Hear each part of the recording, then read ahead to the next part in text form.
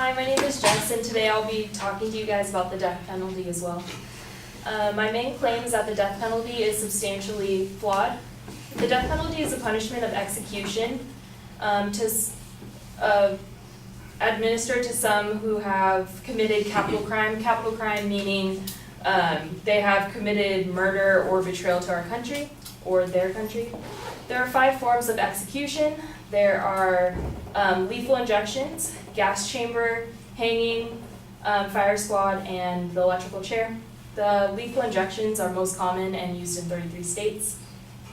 My secondary claims today are the cost of the death penalty, the discriminatory issues based around the death penalty, as well as the innocent people that are affected by the death penalty. My first claim today is that government spending is the government spends a substantial amount on the death penalty. The death penalty involves a large amount of taxpayers' funds. According to the American Civil Union, as of January of this year, 3,000 people are currently on death row. Each case costing taxpayers around $3.8 million. Also, Robert Dunham with the FBI found that states that have the death penalty have a higher murder rate in states such as California and Alabama. Numbers are substantially higher than those who don't have it, such as Oregon and New York. Statistics recorded from the Death Penalty Information Center, death rate per 100,000 people are highest in Alabama, rating at 7.2, second highest in California with 4.8, second lowest in New York with 3.1, and lowest in Oregon with 2.5. Murder rates are ultimately lower in states that lack the death penalty. This leads to my secondary claim, which is the death penalty is discriminatory. The death penalty violates constitutional guarantee of equal protection. Jack Todd from the Borden magazine states that it is applied randomly and discriminatorily. It opposes disproportionately upon those whose victims are white, offenders who are people of color, and those who are poor and uneducated and concentrated in a center geographic region of the country. Also, the race also plays a huge factor. According to Martin O'Malley, former governor of Maryland, our nation's legacy of slavery and racial injustice find continued offenses in our use of the death penalty. Our death row population is 40% African American, nearly 3 times the proportion of our general population. This leads to my third and final point, that innocent people are often executed. Pat Monk, a Republican and conservative, voices that since 1974, 4% of all people on death row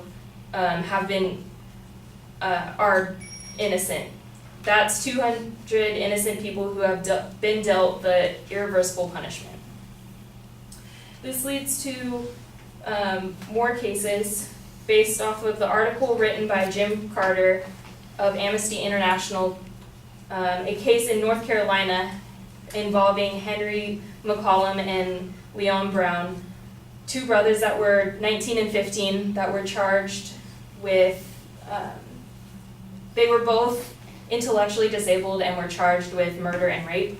DNA after their execution had been found that proved that they were innocent, but it was too late. Also, another case in Alabama involving Daniel Wigmore. He was found guilty for murder and sexual assault of Karen Tipton in 2002. He was sentenced to death by the judge who overruled the jury's original consensus. He was sentenced to death by the judge. However, he was acquitted in 2009 with 256 pages of evidence that ended up surfacing. As conclusion to my speech, I hope that the issues behind the death penalty are evident. the substantial amount of money that is needed, the discriminatory problems, as well as the lives that have been lost to faulty accusations. Thank you.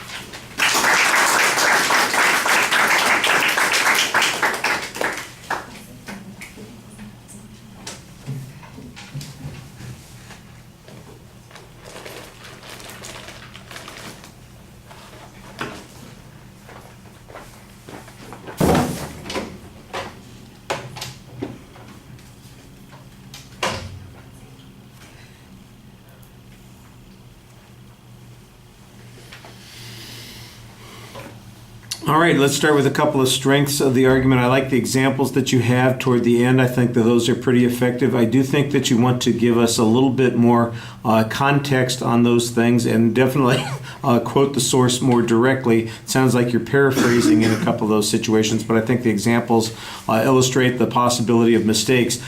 There was a little bit of confusion with one piece of statistical information that you had. Made it sound like you said 200 innocent people have been executed since 19, whatever the year was, and that seemed to me like it would be a little high. I'm not even sure we've executed that many people in that amount of time. So again, I think that's one of those things where there's an inference being made from some of the data that's being presented instead of a direct quote, and you're probably safer with a direct quote.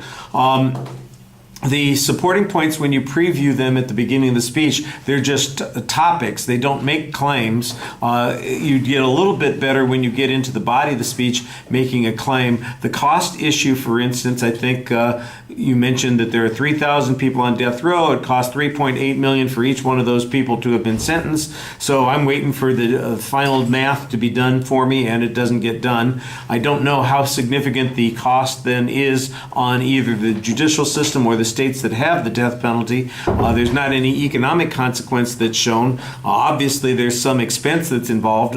We don't get a comparative piece of data talking about what other alternative sentences and what the cost would be on those things. So I think there's a little bit of a problem there.